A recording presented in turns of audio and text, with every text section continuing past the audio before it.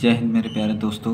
मैं सुमित सिंह और आप सभी लोगों का EWS में स्वागत करता हूं और मैं उम्मीद करता हूं कि आप लोग काफ़ी अच्छे होंगे। और आज मैं आप लोग के लिए क्लास 12 एग्ज़ाम ईयर 2024 का मोस्ट इम्पॉर्टेंट 3 सेंट्रल आइडिया लेकर आया हूं। मात्र कितना? 3। इस तीनों सेंट्रल आइडिया आपके सेट में आने वाले हैं, इतना मैं बता दे रहा हूँ। और इसी विषय पे मैं आज तीनों सेंट्रल आइडिया पे चर्चा करने वाला हूँ। तो अगर वीडियो में आप अंत तक बने रहिएगा, क्योंकि तीनों सेंट्रल आइडिया मैं इसी वीडियो में कराने वाला हूँ। तो आप वीडियो तक अंत तक बने रहिए और देखिए, समझिए। कोई डाउट हो तो हमसे आप कमेंट बॉक्स में कमेंट करके पूछ सकते हैं। बाकी और भी जो भी वीडियोज़ आपको चाहिए इंग्लिश से रिलेटेड, वो सभी हमारे चैनल पर उपलब्ध है। वहाँ पर जाके आप उसे पढ़ सकते हैं, देख सकते हैं। ठीक, तो बिना समय लिए हुए हम आगे बढ़ते हैं। हमारा फर्स्ट जो सेंट्रल आइडिया है वो है a thing of beauty. A thing of beauty, ठीक है। और उस जिसके जो रचनाकार हैं, जो कवि हैं, उसका नाम है जॉन कीट्स। तो जैसे हमने ये लिखा है, आपको भी ऐसे एग्ज़ाम पेपर लिखना है। अगर अच्छे से लिखते हैं तो 4 नंबर आपको फिक्स मिलेगा, ठीक है। कितना? तो 4 नंबर, ध्यान दीजिएगा। अब यहाँ से हमारा सेंट्रल आइडिया स्टार्ट होता है। A thing of beauty is composed bye John Keats. यानी अ थिंग ऑफ ब्यूटी के जो रचनाकार हैं, जो कवि हैं, वो जॉन कीट्स हैं, ठीक। According to the poet the thing of beauty, यानी ये आधारित किस पे है कि एक चीज़ों पे आधारित, अच्छी वस्तुओं पे आधारित ये जो कविता है, ठीक। Thing of beauty provide forever because beauty never dies. कि जो सुंदरता होता है वो कभी नष्ट नहीं होती, कभी लॉस नहीं होती, कभी मरती नहीं है। उसके बाद लिखा गया है विच इज एंडलेस। ये कभी मरती नहीं है, कभी ख़त्म नहीं होती, ठीक है। The thing of beauty in the poem, ये टोटल जो भी बात कही गई है इस पोएम में, इसी चीज़ पे आधारित है। ये अकॉर्डिंग एक सुंदर वस्तुओं पे आधारित है ये पोएम। और इसकी जो कंपटीशन या जिस पे आधारित है, जैसे माना जा रहा है द सन, द मून, जैसे ये सब की सुंदरता इंड्रेस नहीं होती है, ख़त्म नहीं होती है। उसी तरह व्यक्ति का आचरण भी है कि व्यक्ति का जो आचरण होता है वो कभी नष्ट नहीं होता है, कभी ख़त्म नहीं होता है, ठीक। जैसे में कहा गया कि ट्रूथ इज ब्यूटी, यानी ट्रूथ इज सत्य ही सुंदरता है और सुंदरता ही सत्य है। यानी सत्य ही सुंदर भी बोल सकते हैं, सुंदर ही सत्य है, ठीक। यानी आचरण आपका बेस्ट होना चाहिए। तो ये पहला सेंट्रल आइडिया आप अच्छे से देख सकते हैं कितना लॉजिक या कितना शॉर्ट है, ठीक। तो ये हमारा हो गया। इसको अच्छे से आप नोटिस कर लीजिए माइंड में। और हम चलते हैं दूसरे सेंट्रल आइडिया पर। दूसरा सेंट्रल आइडिया हमारा है, यहाँ पे आ जाइए, आप देख लीजिए, कीपिंग क्वाइट। दूसरा सेंट्रल आइडिया, ये भी इम्पोर्टेंट है 2024 एग्ज़ाम के लिए, ठीक है। इसीलिए हमने आपसे कहा कि 3 सेंट्रल आइडिया में लेकर आऊँगा एक ही वीडियो में लेकर भी आया हूँ। और वीडियो तक अंत तक बने रहिए, आपको तीनों सेंट्रल आइडिया इसी वीडियो में कराने वाला हूँ, ठीक है। तो मैं आपको बता ही दिया हूँ कि 4 नंबर का ये सेंट्रल आइडिया पूछता है एग्ज़ाम में। आप पेपर सेट से कहीं भी बाहर जाने वाला नहीं है। मैं 100 नहीं 101% गारंटी दे रहा हूँ आपको, ठीक है। तो कहीं जाने वाला नहीं। तो चलिए बिना समय लिए हम आगे बढ़ते हैं और यहाँ पे देखते हैं कि क्या है। तो देखिए, जैसे हेडिंग हमने कर रखा है कीपिंग क्वाइट सेंट्रल आइडिया, कितने नंबर का? 4 नंबर का। अगर वीडियो पसंद आए तो वीडियो को लाइक ज़रूर कीजिएगा और चैनल पर आप नया है तो चैनल को सब्सक्राइब भी करते चलिएगा, ताकि हम दोनों के साथ से जुड़े रहें, ठीक है। चलिए देखिए क्या कह रहे हैं। The poems keeping quiet is composed bye Pablo Neruda. यानी कीपिंग क्वाइट यानी शांत रहने के लिए आदेश दिया जा रहा है कवि के द्वारा कि कुछ पल या कुछ क्षण हर व्यक्ति को अपने इमोशन को, अपने गति को शांत रखना चाहिए, ठीक है। तो इसके जो रचनाकार है यदि इसके जो कवि हैं उनका नाम है पेब्लो नेरूदा।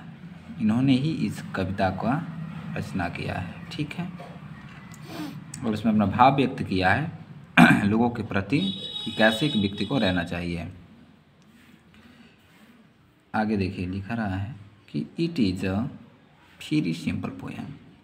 ये पोएम जो है ये काफ़ी साधारण, काफ़ी सिंपल पोएम है, कविता है, ठीक। आगे लिख इसमें दिया जा रहा है कि this poem it is address the people world. यानी इस पोएम में, इस कविता में जिस चीज़ को अंकित किया गया है वो संसार के लोगों के द्वारा जो उनका आज का दिन है या उनका फ्यूचर है उस चीज़ को इंगित किया गया है कवि के द्वारा। यानी एक भाव व्यक्त किया गया है संसार में रहने वाले लोगों के प्रति कवि के द्वारा, ठीक है। और कह रहे कि our life is hastily and without direction. और कह रहे हैं कि उनका जो जीवन काल है या हमारा जो जीवन काल है वो कैसा है, हॉस्टली है, विदाउट डायरेक्शन, बिना किसी भी डायरेक्शन, मतलब समझ रहे हैं कि सही तरीके का ऐसा कुछ नहीं है। वी डू नॉट अंडरस्टैंड, और हम उन्हें समझा भी नहीं सकते हैं द पर्पज़ ऑफ लाइफ, उनके जीवन का उद्देश्य क्या, उनको मिलता क्या है। तो ऐसे कुछ इस पोयम में है। सीधा सीधा मैं बता दे रहा हूँ कि बिना समय लिए हुए कि कवि ने इस चीज़ को अंकित इसमें ये किया है कि इंसान को कुछ पल शांत रहना चाहिए और अपने भाव को या सांसारिक रूपी जो व्यवधाना है उसको समझना चाहिए, उसको देखना चाहिए और उसके हिसाब से आगे बढ़ना चाहिए, ठीक। इसमें हम नेक्स्ट लाइन पे चलते हैं। हमारा नेक्स्ट लाइन यहाँ पे है, ध्यान दीजिएगा, ठीक है। आगे कवि कह रहे हैं कि in this poem poet depend and quite. यानी इस पोएम में कवि का मेन भाव जो है वो शांत रहने का है। शांत रहना दर्शाया गया है कि लोगों को कैसे शांत रहना चाहिए, कैसे उन पे अपना विचार भाव होना चाहिए। एंड इंट्रोस्पेक्शन, इनका जो मोशन होना चाहिए उसमें गति नहीं होनी चाहिए, ऐसी एक्टिविटी जो भी है वो टोटल शांत होनी चाहिए। आगे देखिए क्या कह रहे हैं, they want us to suspected our all activities. यानी they want us to suspected our all activities, यानी जो वो चाहते हैं कि उनमें जो भी सस्पेक्ट हैं, जो उनकी एक्टिविटी हैं सभी एक्टिविटी क्या हो, कुछ क्षण के लिए बंद हो जाए, शांत रहे, और ताकि लोग का जो मन भाव है वो आपस में मिल सके। तो मैं ज़्यादा इसको ओपन करके नहीं बता रहा हूँ, ठीक है, बिना इसलिए ज़्यादा समय लगेगा। तीसरा जो हमारा है, तीसरा सेंट्रल आइडिया, तो यानी 2 सेंट्रल आइडिया आपका हो गया। तीसरा सेंट्रल आइडिया हमारा है एग्जाम ईयर 2024 के लिए, और मैं कहा था कि 3 सेंट्रल आइडिया मैं एक ही वीडियो में कराने वाला हूँ। तो देखिए तीसरा नंबर है हमारा माई मदर एट 66, यानी मेरी माँ 66, यानी एज की बात की जा रही है किनके द्वारा, कमला दास जी के द्वारा, ठीक है। तो अब यहाँ पे मैं थोड़ा सा हिंट दे रहा हूँ कि कमला दास जी के द्वारा अपनी माँ की जो एज लॉसिंग है, एज की जो बात है, एडवांसिंग एज की जो बात है, उस पर चर्चा किया गया है कि आखिर कैसे दिन प्रतिदिन जब इंसान का उम्र ढल जाता तो कैसे उनका फेस या जो भी बॉडीज़ हैं कैसी दिखाई पड़ती हैं, उन सभी चीज़ों को कमला दास जी के द्वारा इस कविता में व्यक्त किया गया है, ठीक है। तो ये लास्ट और तीसरा सेंट्रल आइडिया है हमारा आपके लिए, और मैं उम्मीद करता हूँ कि आपको काफ़ी बेस्ट लगा होगा।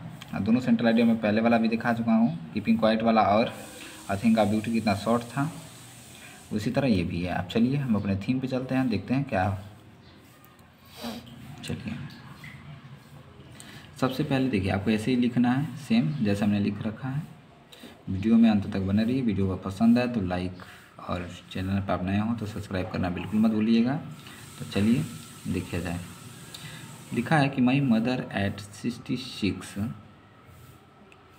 Is based on the theme of advancing as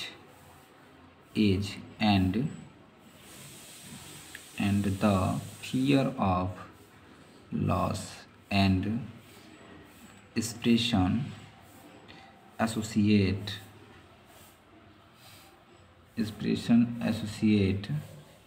with it. ठीक है, आप समझिएगा। कह रहे हैं कि माई मदर एट 66, यानी मेरी माँ की बढ़ती उम्र बात समझे कमला दास क्या कह रही हैं कि माई मदर का जो एज है वो 66 है, और उनकी बढ़ती हुई उम्र और उससे जुड़े हुए, यानी बेस्ड ऑन थीम और उनसे जुड़े हुए जो नुकसान है, या जो उनसे अलगावा का कह रहे हैं कि the advancing as and the fear, यानी उनसे जो नुकसान और अलगावा के डर के विषय पर सेविंग एसोसिएट विथ इट, ये कविता आधारित है। यानी कवि ने इस कविता को अपनी माँ की बढ़ती उम्र और अपने बचपन के डर को या उनसे नुकसान होने वाली चीज़ों को इस कविता में अंकित किया है, या ये कविता उसी चीज़ पे आधारित है। ठीक है, आगे समझिएगा। कह रहा है कि the poets undergoes a plethora of emotion when she see her mother aging। ठीक है, अब यहाँ पे देखिएगा क्या कि कह रही है कि वह अपनी, यानी कौन, कवियात्री के बाद जो कवि हैं कमला दास जी हैं, वह अपनी माँ को क्या करे, under protest of emotion when she goes her mother ageing, यानी अपनी माँ को क्या करें, बूढ़ी होती हुई देखती हैं। यानी अपनी माँ को क्या कि सी हर मदर एजनिंग, अपनी माँ को कैसी देखती हैं, बूढ़ी होती जब देखती हैं तो ऑफ इमोशन तो वह बहुत सारी भावनाएं क्या करती हैं, इमोशन का मतलब भावनाएं व्यक्त करती हैं, यानी दर्शाती हैं। ठीक है, यहाँ तो समझ में आ गया है। आगे देखिए क्या कह रहे हैं, and feel of the pain of expression at the thought of losing her, यानी भावना व्यक्त करती हैं, और उनका जो भय था, उनका जो पेन था, उनका जो डर था, अलगावा होने की जो पीड़ा उनके अंदर हमेशा महसूस होती थी, किसके प्रति, अपनी माँ के प्रति। ठीक है, किसको महसूस होती थी, तो कमला दास जी को अपनी माँ के अलगावा होने की पीड़ा महसूस करती हैं। और क्या कह रही कि she also wishes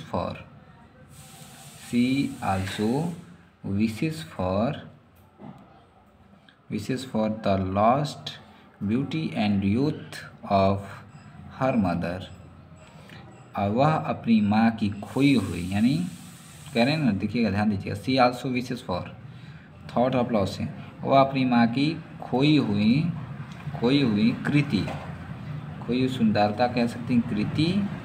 C also wishes for the lost beauty, यानी खोई हुई कृति, और उनका यौवन, यानी जो नौजवान की जो अवस्था थी, यौनावस्था की क्या करती हैं, ही विशेष कामना करते हैं। यानी वह अपनी माँ की खोई हुई सुंदरता, कृति और उनकी यूथ की क्या करती हैं, कामना करती हैं, कि ताकि ये सभी चीज़ें वो बनी रहें, और उनके जो अलगावे का डर हो वो हम कभी सत्य ना हो, कभी सही ना हो। ठीक है, तो एक माँ के प्रति बेटी का जो स्नेह, जो प्रेम होता है, उस चीज़ को कमला दास जी ने इस पोयम में दर्शाया है, बताया है, और सभी को ऐसा होना चाहिए, अपने माँ के प्रति, अपने पिता के प्रति स्नेह व्यवहार होना चाहिए। और मैं कहा था कि जो भी लोग हमारे चैनल पर नए हों, चैनल को सब्सक्राइब जरूर कीजिएगा। वीडियो पसंद आया तो वीडियो को लाइक ज़रूर कीजिएगा। लाइक करेंगे, पसंद करेंगे तो हम आपसे जुड़े रहेंगे, और जुड़े रहेंगे तो फिर आपसे नेक्स्ट वीडियो में मिलेंगे, और हमेशा मिलते रहेंगे। ठीक है, उसी तरह हर विषय का आपको हमारे चैनल पे क्वेश्चन प्रोवाइड होता रहेगा, सॉल्यूशन के साथ भी होता रहेगा, आप वहाँ से जाके देख सकते हैं। ठीक है, तो ये वीडियो आपको कैसा लगा हो हमको कमेंट बॉक्स में ज़रूर बताइएगा। अगर बेस्ट लगा हो तो भी, नहीं लगा हो तो भी, क्योंकि अगर नहीं बेस्ट लगा होगा तो हम बेस्ट बनाएंगे, इसलिए हमने आपको बताया है। ये हमारा 3 जो आज का सेंट्रल आइडिया का वीडियो था ये कंप्लीट हो चुका है, आप देख सकते हैं। फिर मैं दोबारा आपको दिखा रहा हूँ। ठीक है, यहाँ से आप देख सकते हैं।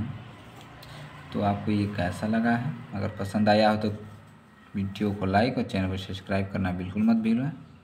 फिर हम आपसे मिलेंगे नेक्स्ट वीडियो में, तब तक के लिए जय हिंद, जय भारत, खुश रहिए, मस्त रहिए, स्वतंत्र रहिए।